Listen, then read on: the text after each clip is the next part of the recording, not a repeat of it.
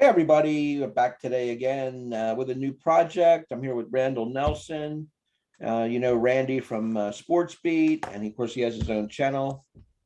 Definitely check his stuff out. He's got a huge collection, likes all kinds of music.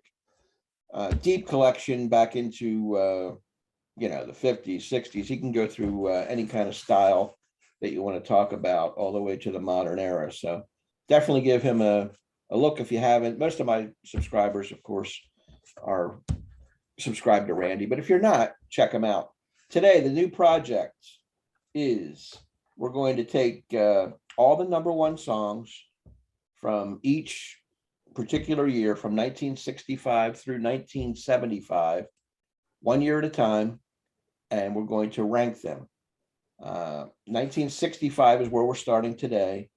And there are 25 songs that actually made it to the number one spot on the Billboard charts in the US, of course, for that particular year. So we're going to rank them.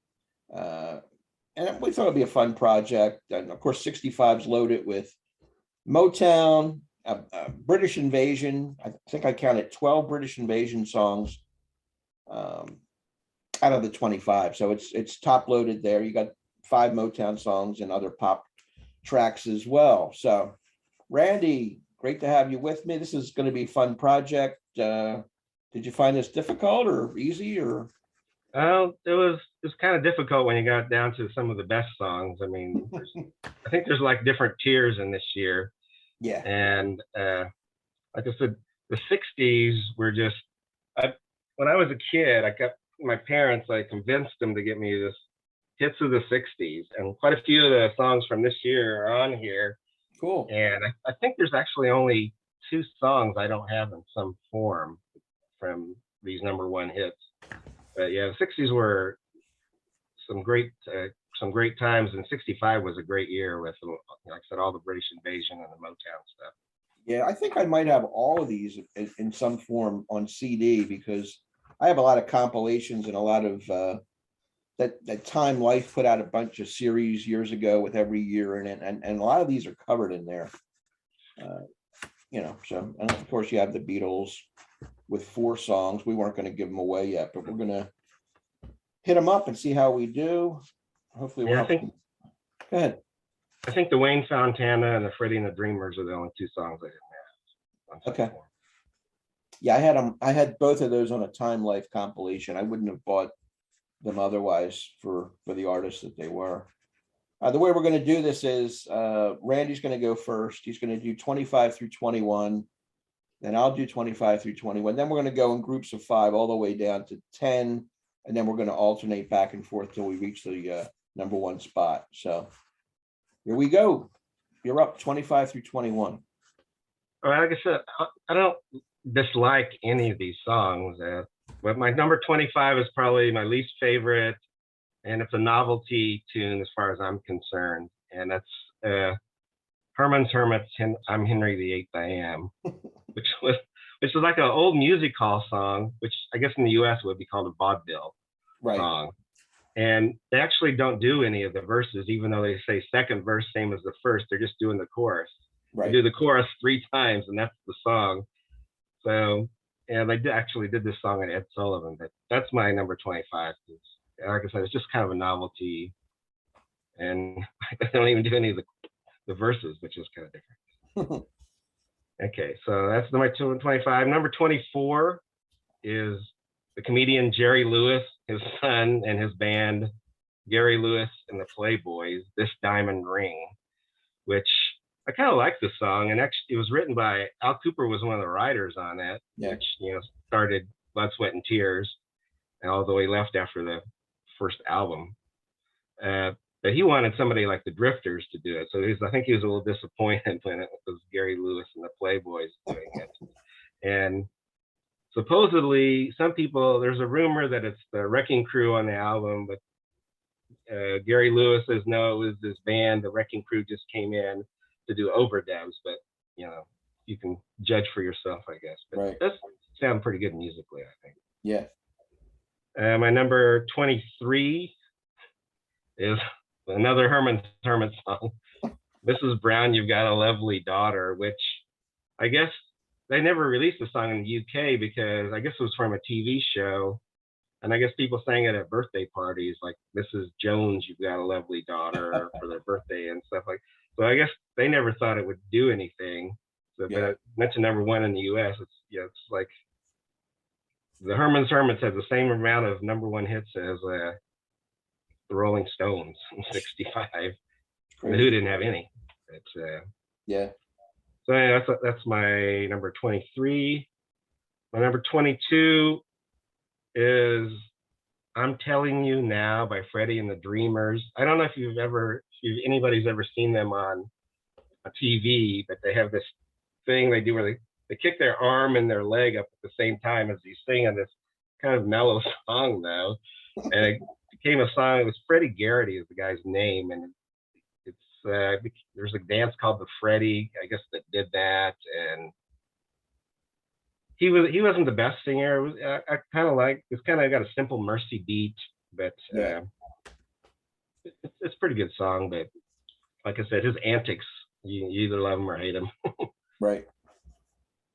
And my number 21 would probably be the one that you're not real happy about, because I've seen you had on another show listed as a favorite, but it's Eve of Destruction with Barry Mcguire. Yeah.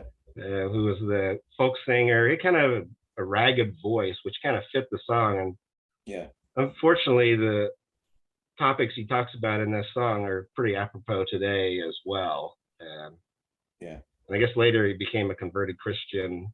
But I guess some radio stations wouldn't play it back in the day. It's a good song. And yeah, that's my first 5. Yeah, that's the only one that you mentioned so far that I don't have near the bottom. So let me jump in here. Number 25, I have I'm Telling You Now by Freddie and the Dreamers. That took my last spot. The antics. They did have a song called The Freddie right after this, I believe. I guess it was based on that move or that dance that they were doing. This was their only top 10 hit in the US. It went to #1, as we know.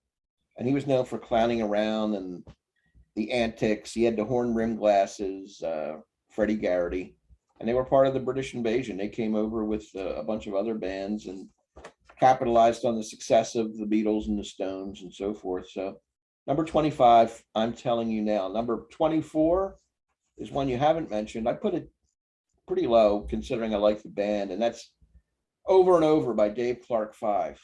I do like the song. I like all these songs. Of course, Dave Clark 5 were a Rock and Roll Hall of Fame inductee. Again, British invasion. They had huge years in '64 and '65. 8 top 10 hits in the US, but this was their only #1, which I was surprised. I thought Glad All Over would have been a #1, but it wasn't. My number 23 is Wayne Fontana and the Mindbenders, The Game of Love. Another one of these bands from Manchester, England. They reached the charts twice in '65. This was their #1.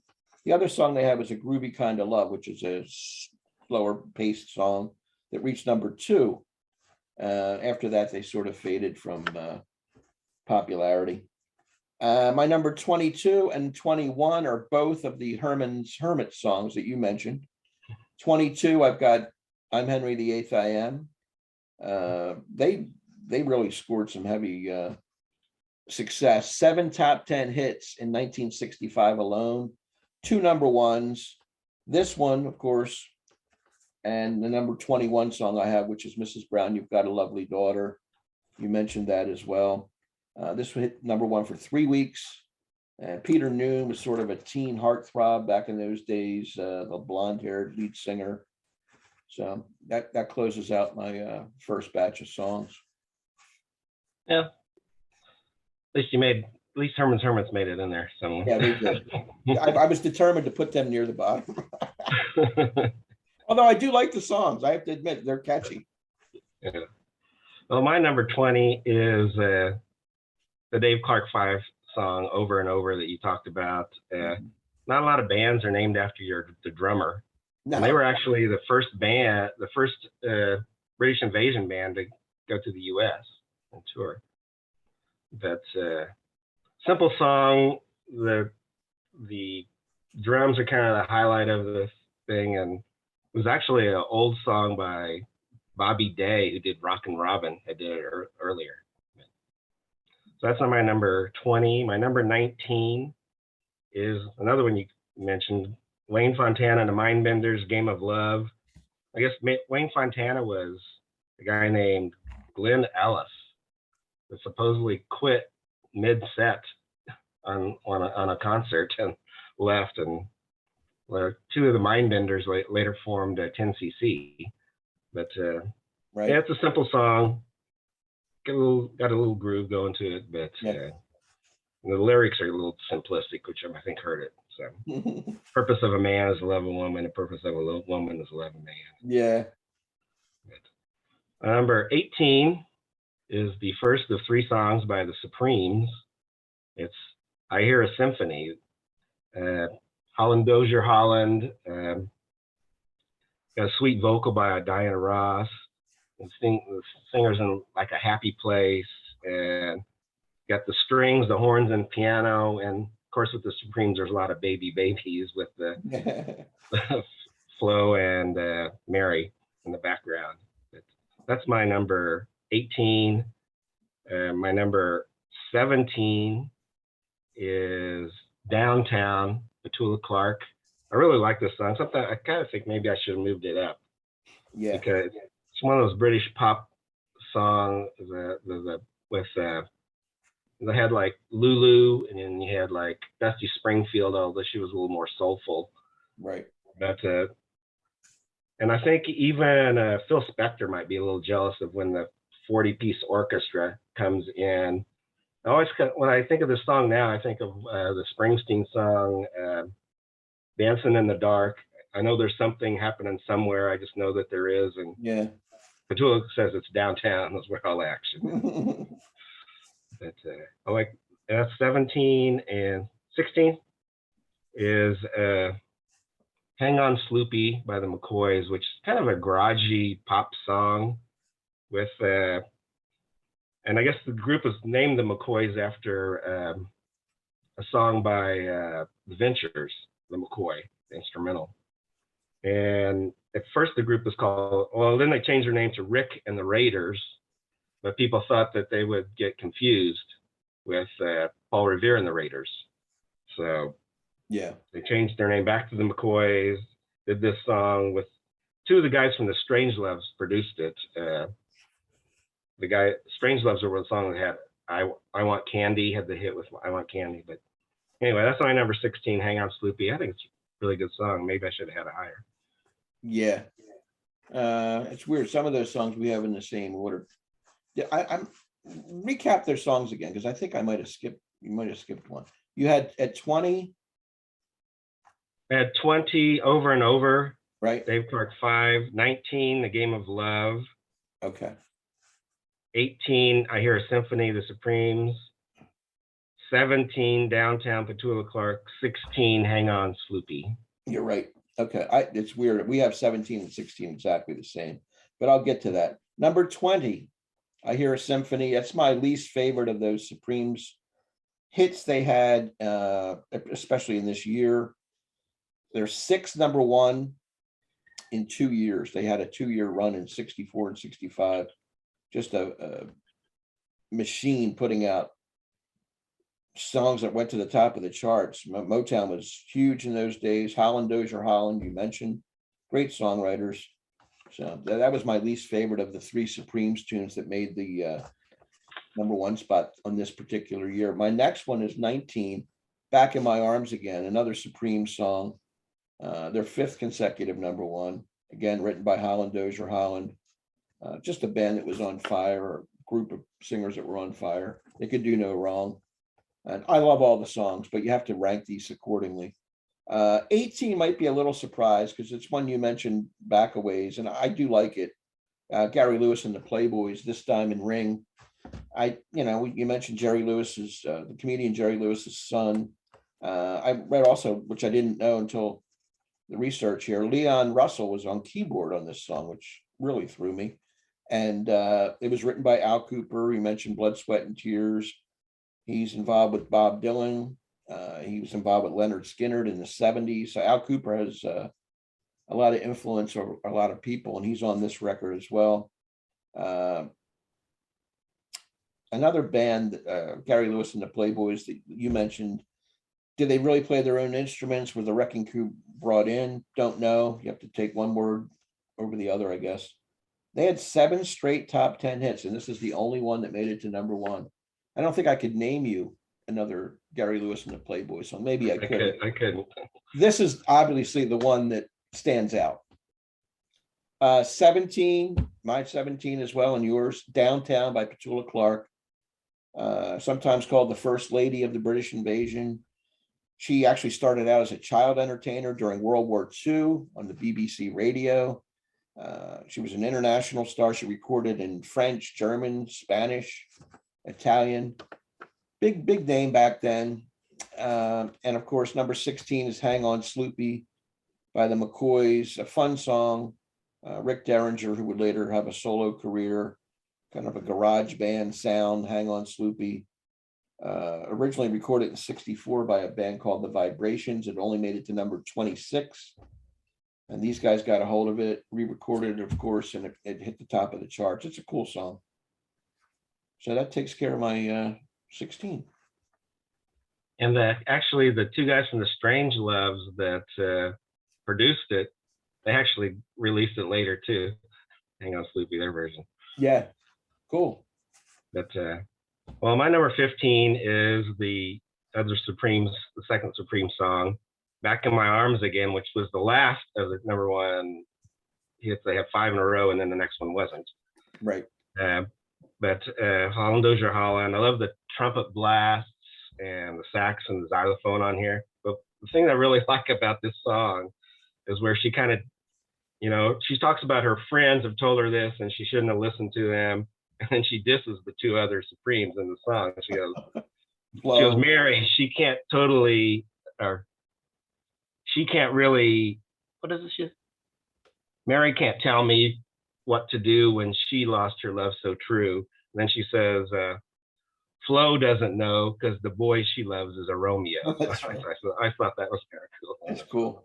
I wonder if she, well, I'm thinking Holland Dozier Holland wrote that, or did she ad-lib that? Because it's kind of cool that she brings in the other 2 members, Yeah, I don't know. I like that though. It adds to the song. And then my number 14 is Mr. Tambourine Man by the Byrds, which love the 12-string guitar in there. I kind of actually prefer the Bob Dylan version. That's just me. Dave Marsh, the guy who used to write for Rolling Stone, had said that this is what the Beatles would sound like if they did a Dylan song. So I don't know. But it's only Roger McGuinn and I guess the Wrecking Crew with the other Byrds doing backup vocals. But it's a great song. Like I said, I love the 12-string guitar on there. Yeah. Number 13 is I Got You Babe by Sonny and Cher. Now Sonny had worked with Phil Spector and he knew how to throw everything with the kitchen sink in there.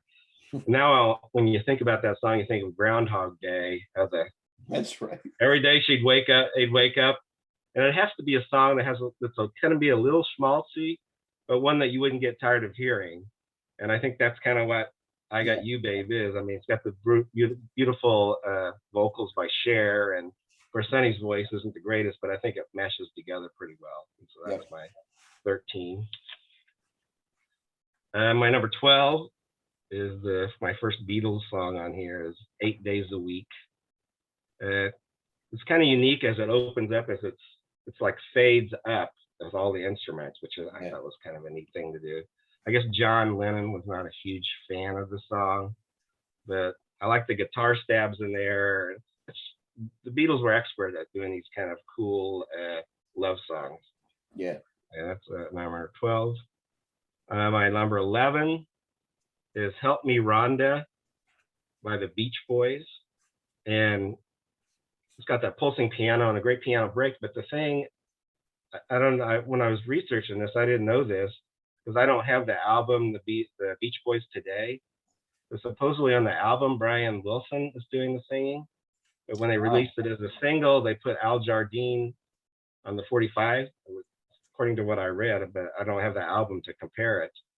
But I guess Brian Wilson thought to release it as a 45, they needed something else, and he changed some of the instrumentation and Al Jardine's singing on it. Yeah, I'm Great not song. aware of that either. I'm only used to the Al Jardine version. I never heard Brian Will. I have to check that out. That's interesting. That's All my right. That was your 15 through 11. Yeah, we're gonna have definitely some differences here. Two of the ones you mentioned, I think, are in my top 5. oh, All right, here we go. So we'll see what this brings. Number 15. I don't know. This is never been one of my favorite Rolling Stones songs, even though it's their claim to fame. I can't get no satisfaction. I have it at 15, believe it or not, which is going to cause a little bit of controversy. It was 4 weeks at number 1, off the Out of Our Heads album. Rolling Stone magazine has it at the number 31 song of all time. It's in the Grammy Hall of Fame, added to the National Registry for the Library of Congress. I mean, this is a renowned song. I just, I'm kind of tired of it, so I put it down a bit. I know it's better than what I'm ranking it, but that's how I feel right now. Number 14 is I Got You, Babe. You mentioned Sonny and Cher. Groundhog Day, it always comes to mind now. If you've seen that movie, it's just amazing. And they did pick the right song. 3 weeks at number 1. It was their signature song. And I believe when they had their variety show in the 70s, they used to sign off with this song that became their, they would sing it at the end and the kid would come up, Chastity, and that was the way they wrapped up their show with I Got You, Babe.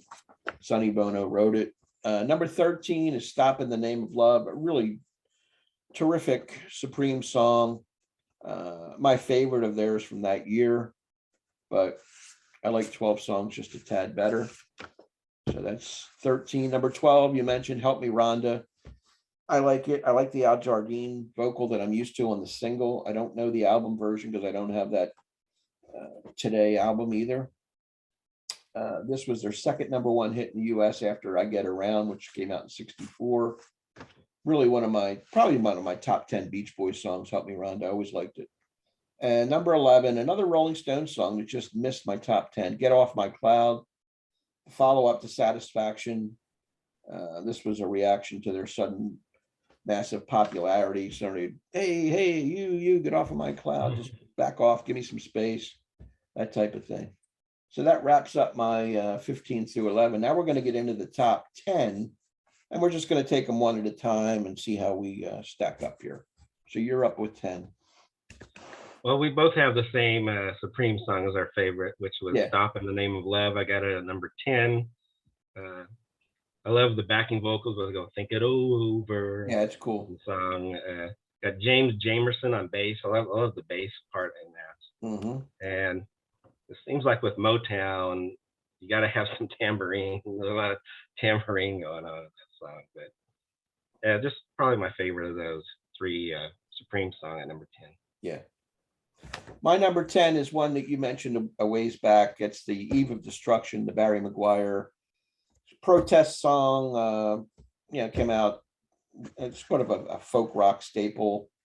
It references the Vietnam War and the nuclear threat and civil rights movement, tension in the Middle East, the draft, all kind of negative, darker topics. It was banned on some stations. I read it was offered to the Byrds and they rejected it. So Barry got an offer and he took advantage of it. It was really his only claim to fame. I don't know of any other Barry Mcguire tunes that he ever did or before or since. So I think he was friends with the Mamas and the Papas too, because they reference him in Creek Alley, that song they did, McGuinn and Mcguire, all that stuff. So he was in with that group, but he never really hit it until Eve of Destruction. And it is a cool song. It's got like almost bombs exploding in the background, and then it comes into the song. I always liked it. Maybe I'm overrating it, but it's always been a favorite of mine. Thank you. My number 9 is Turn, Turn, Turn by the Byrds. I love the guitar in this one. And, Pete Seeger took this song and took the words from the book of Ecclesiastics But he added a time for peace. I swear it's not too late, which Right. is a reference to the Vietnam War at the time. And also, it's hard for radio stations to not play you when you're quoting the Bible. So I think that kind of helped the song. Yeah. But I love the jangly guitar is just wonderful, and the harmonies on that song are just amazing too. And number 9. I have to say that these top 10s were very, very hard to rank because they're all landmark and high quality songs. My number 9 is Help, title track from the Beatles. The album, the movie, you know, they were on top of the world. 3 weeks at number 1. What can I say? They were the stratosphere. They were the band to shoot for, and they had 4 number 1s in this particular year alone. And actually, Help is my 4th favorite of the ones they did. Well, I'll pull a Sam St. John here. My number 8 is going to be Yesterday. And maybe it's kind of like you with Satisfaction, the oversaturation of the song, you know, and everybody in the world has covered it. Yep. So he said the melody came to him in a dream for the song, but it's just, you know, him and the guitar and then a string quartet that they use. Beautiful song, but it is. Maybe I just heard it too much. So it's my number 8. It's my number 8 too, Yesterday. They say it's possibly the most recorded song in the history of pop music. Everybody's done it. The Grammy Award winner, but I've heard it way too much, even though it is a beautiful song. Another one that lasted 4 weeks at number 1. It was a monster. So I have back-to-back Help at 9, Yesterday at 8. All right. Well, my number 7 is, you know, the Beatles had Help, and John Lennon was talking about, you know, the crushing things of fame and everything like that. But the Rolling Stones were more, hey, get off my cloud, which is my number 7. Charlie Watts has really good drumming on that. And like Mick Jagger's almost singing the song with a wink there. But that's my number 7, Rolling Stones. Yeah, my number 7 is one I actually had at number 5, and I moved it right before we did the show. I shouldn't have, but it's Motown again. 4 Tops. I Can't Help Myself. Sugar Pie Honey Bunch. I love the song. I love Levi Stubbs' voice. Amazing singer. One of my favorite singers of all time. But I don't know. I just had an inkling. I didn't want it in the top 5, and I moved a couple songs ahead of it. But there it is, number 7. Yeah, my number 6, I almost decided to change it. I kind of changed at the last minute. And it's Ticket to Ride by the Beatles. I thought, is that my favorite Beatles song, or is the other one my favorite of these? It's one of John's favorite songs, and his vocal performance on that's amazing. Kind of brings back their glory days at the Cavern Club. Heartbreak, the girl's leaving, nothing he can do. And it was actually the first Beatles single over 3 minutes. But love the song, Ticket to Ride. Like I said, all these songs are really good. It was hard to find an order for in the top 10 here. Yep. Was that number 6? 6, yeah. Number 6 for me is Turn, Turn, Turn, the Byrds. You mentioned the book of Ecclesiastes from the Bible. Roger McGuinn, that guitar, that jangly guitar. One of the Byrds' 2 signature songs, and great vocal. I like the harmony vocals too with Gene Clark and David Crosby. This was 3 weeks at number 1. Great song. Still like hearing it today, even though I've heard it a million times. It's a great one. All right, number 5 is one of the perfect Motown singer almost, and that's, you said, Levi Stubbs with the 4 Tops, and that's I Can't Help Myself, Sugar Pie Honey Bunch, another Dozier Holland song. You got that envious voice where he puts so much emotion in it. Yeah. It's like, I like the part where he says, I want to tell you I don't love you, tell you that we're through, and I've tried, but every time I see your face, I get all choked up inside. Now, it might be a little small C for someone else singing it, but when Levi Stubbs sings it, you believe it. It's Yep. It's pretty good. Yeah, he does bring the emotion pretty much every song he does. My number five, but that was my number five. Like I said, I moved 6 and 7 around a little bit, but my number five is Mr. Tambourine Man, the other song from the Byrds. I put them back to back because they're really hard to pick between them. They're close. Cover of the Bob Dylan song, which appears on Bringing It All Back Home. I actually prefer the Byrds version. The jangly 12-string guitar here really helped kick off the folk rock movement, along with Dylan. I mean, Dylan and the Byrds were it, and then everybody else followed. My number 4, like I said, I Ticket to Ride, and this one it was going back and forth on, and I picked Help as my number 4 song. I like how it has the intro, and then you have the verse, and then the chorus, which is kind of neat. Yeah. And just John's kind of a personal song for John about, the crushing thing of fame and Yep. what they're going through. And I guess John wanted to have it at a slower tempo when they originally did it, and it's a good thing that sometimes you're not the best judge of your own material, because I think it works perfect as the way they did. Oh, it's a great song, perfect song. Just a little bit down on my list. Number 4 for me is another Motown, my last Motown song, I think, My Girl by the Temptations. Iconic. David Ruffin here on lead vocals, written by Smokey Robinson and Ronald White, who were members of the Miracles. I Got Sunshine on a Cloudy Day, and it goes from there. Everybody knows it. Great song. Another one you never get tired of hearing. You can put that on now and sing along with it. All right. Well, my number 3 is one I guess you got a little tired of, but I Can't Get No Satisfaction by the Rolling Stones. Probably one of the most famous guitar riffs in rock history. Yeah. And Bill Wyman and Charlie Watts are great in the rhythm section on this song. And part of it is, I think, when the people thought of the Rolling Stones, they were almost like they were more dangerous than the Beatles, and they had songs like this where the Beatles were more love song kind of things, but kind of that's my number 3. I like the swagger in the song, and Does have that. Yeah. My number 3 is an absolutely brilliant arrangement and vocal performance here. Number 3, You've Lost That Love and Feeling by the Righteous Brothers. Blue Eyed Soul, of course, Bill Medley and Bobby Hatfield were the Righteous Brothers, backed by the Wrecking Crew, written by Phil Spector, Barry Mann, and Cynthia Weil, who were a husband and wife songwriting team in those days. Just a perfect song. It's the only way I can say it. It's a romantic song. It builds. It's got both those voices flowing together. Everything you want in a pop song in 1965, right there. Yeah.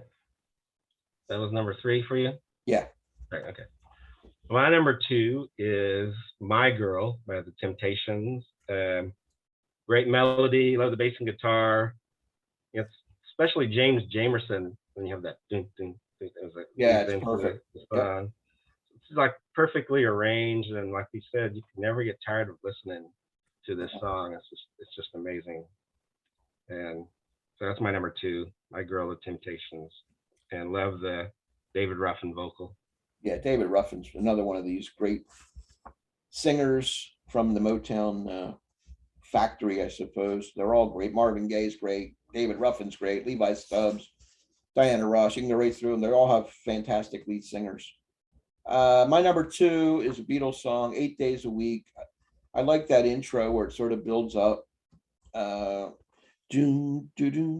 Just goes into it. And I like the hand claps in the song. Just a fun song to sing along with. Of course, it was the title of the Ron Howard documentary later on in 2016, released on Beatles for Sale. And I just love everything about the song. It's a catchy Beatles song, and that's what I like. I like that 64, 65, 66 era of the Beatles, probably the best. I know a lot of people like their harder stuff and their more adventurous stuff later on, and I like that too. But I like when they were fresh and young and putting out all this great music. So I grew up at that time, and that's what I remember, and that's what I like. So that's number 2, 8 days a week. That's probably my favorite time of the Beatles too. Yeah, Even though I didn't pick them as the top 2 song. that's all right. But There's so many great songs to choose, right? I yeah. mean, these are great songs. My number 1 is "You've Lost That Lovin' Feeling" by the Righteous Brothers, and I don't know if you go on YouTube and they have all those reaction channels.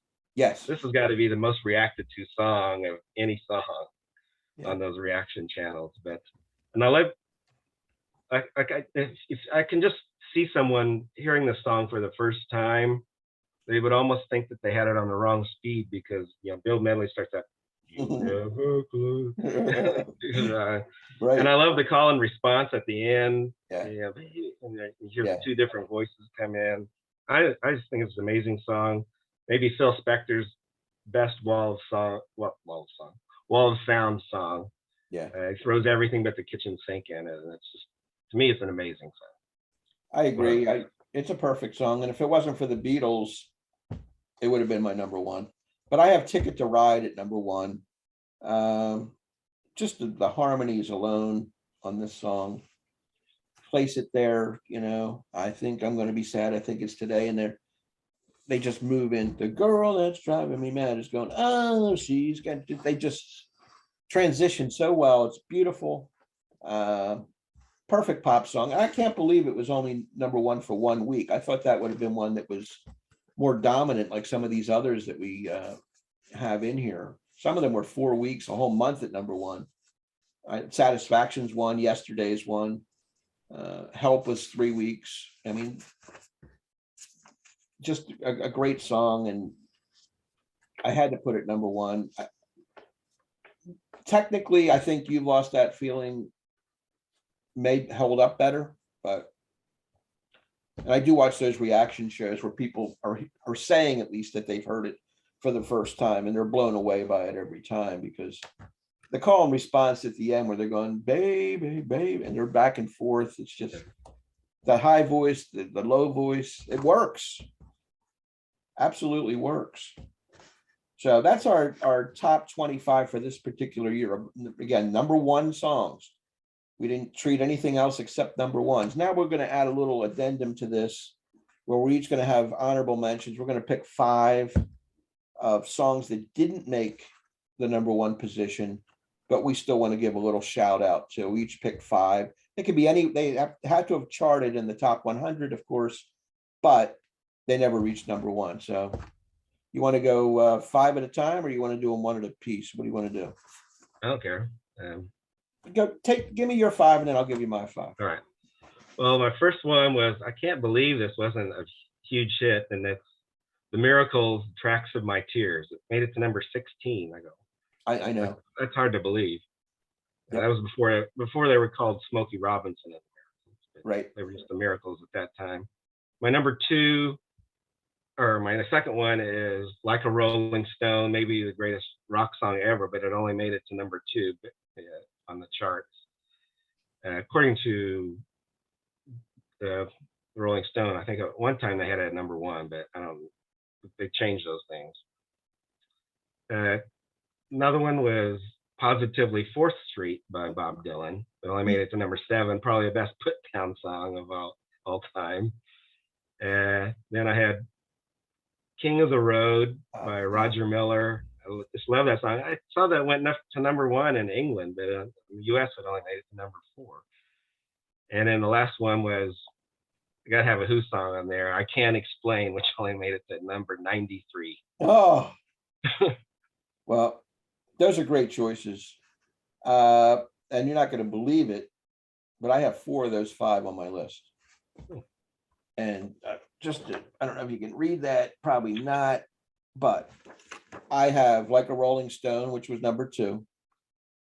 "King of the Road," which I'm glad you had. It made it to number 4. I love the song. "Positively 4th Street." I got 2 Dylan songs. That's number 7. "Tracks of My Tears" by Smokey and the Miracles. that should have been a #1 song, let alone a top 10 song. It made it to number 16. And the one that you have the Who song, the one I put in, which is just a personal favorite of mine, Heart Full of Soul by the Yardbirds. I've always loved the song. And that was my 5. I made it to number 9, actually. It was a top 10 song for them. So that was cool. There was a lot more that we could have chosen. 65 was a really dynamite year for music.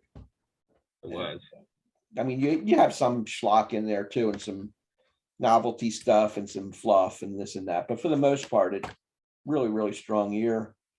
And we're going to take these on one at a time. Next week, we're going to do 1966.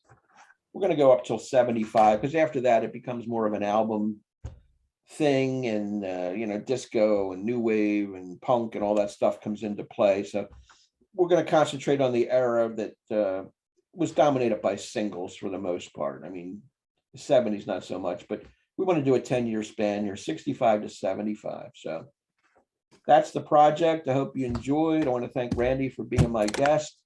Thanks. Check his channel out, of course, Randall Nelson. Check us out on Sports Beat when we do that, which will be, before you know it, we'll be back on that when we have things to talk about. Baseball's holding us up right now, and football's over. So stay on the line, Randy. I want to chat with you afterwards. Anyway, thank you very much for watching. Appreciate it. Please subscribe to Randall Nelson. You can subscribe to me, like, subscribe, all that good stuff. Comment. We love comments. What would be your list, or at least your top 10 #1s from the ones we mentioned? We gave you the #1 songs. You just have to put them in order. That's the challenge. So for Randy, this is Rich. We'll see you next time. Take care. Bye.